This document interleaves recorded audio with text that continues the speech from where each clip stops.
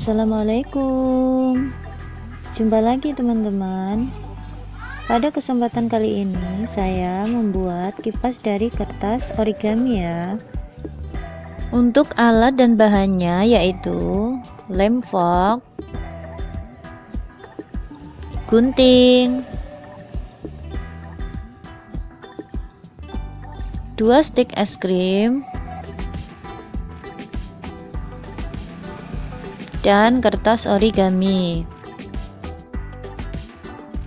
Kita lanjut proses pembuatannya ya. Simak video ini sampai selesai.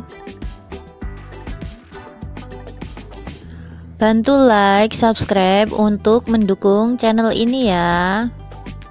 Jika ada pertanyaan silahkan teman-teman tulis di kolom komentar ya.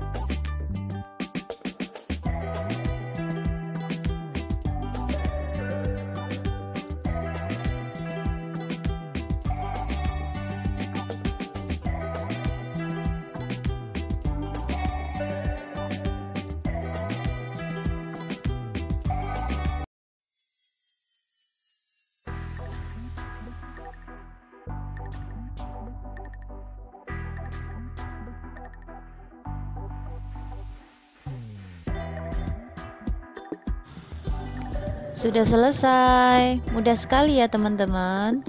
Selamat mencoba. Terima kasih sudah menonton video ini sampai selesai ya. Assalamualaikum.